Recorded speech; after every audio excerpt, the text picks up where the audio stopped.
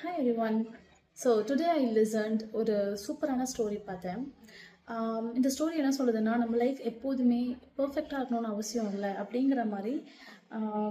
It's எப்படி நம்மளோட லைஃப்பை அழகாக வாழலாம் அப்படிங்கிற மாதிரியான ஒரு கதை. ஒரு இளம் வயது வாலிபர் ஒருத்தர் ஒரு ஆசிரமத்துக்கு வராரு. வந்துட்டு அந்த ஆசிரமத்தில் உள்ள குரு கிட்ட சொல்கிறாரு, இந்த மாதிரி எனக்கு வந்து லைஃப் ரொம்ப என்னோட வாழ்க்கை எனக்கு பிடிக்கல, நான் வாழ்கிற விதம் வந்து எனக்கு சாட்டிஸ்ஃபைனாக இல்லை. என் கூட இருக்கிறவங்க எல்லாருமே ஒரு நல்ல லைஃப் வாழ்கிறாங்க, ஒரு ஹாப்பி ரிலேஷன்ஷிப்பில் இருக்காங்க, ஒரு நல்ல ஜாபில் இருக்காங்க.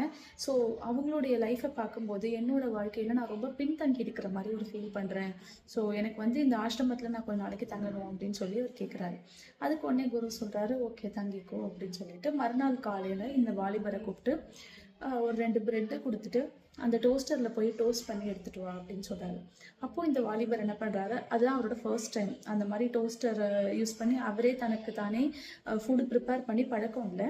ஸோ அந்த டோஸ்டரில் கொண்டு போய் போடும்போதே அந்த பிரெட் வந்து என்ன ஆயிடுச்சுன்னா கருகிடுச்சு. நல்லா 2 பக்கமும் கருகின பிரெட்டு. டக்குன்னு எடுத்து பார்க்குறாரு.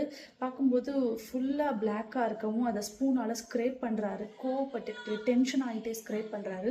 ஸ்க்ரேப் பண்ணும்போதே வந்து என்ன பண்ணுறாருன்னா கர்ஸ் பண்ணிக்கிட்டே திட்டிக்கிட்டே, என்ன இது ஸ்டூப்பிடு, இந்த டோஸ்டர் வந்துட்டு ஒழுங்காகவே ஒர்க் பண்ணல அப்படின்னு சொல்லி அதை வந்துட்டு திட்டிக்கிட்டே வந்து பண்ணுறாரு. இதை பார்த்த குரு வந்துட்டு பக்கத்தில் வந்து நின்றுட்டே அந்த ப்ரெட்டை சாப்பிடு அப்படின்னு சொல்கிறாரு. இவருக்கு ஒன்று ரொம்ப ஆச்சரியமாயிடுச்சு. இந்த ப்ரெட்டு இது கருகிடுச்சு அப்படின்னே, ஆமாம் இதை நீ சாப்பிடு அப்படின்னு குரு சொல்கிறாரு.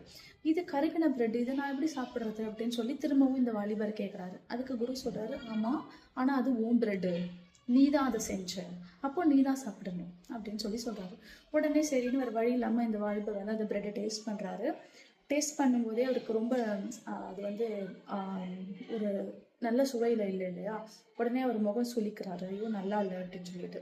அப்போது அந்த குரு சொல்கிறாரு, உன்னோட லைஃப்லேயுமே நீ உன்னோட கடந்த காலங்களை இந்த மாதிரி மாற்றி அமைக்க ட்ரை பண்ணுறேன், அதாவது பழசில் செஞ்ச தவறுகளை இப்போ வந்துட்டு நம்ம வந்து சரி பண்ணிடலாம் அப்படின்னு நீ நினைக்கிறேன்.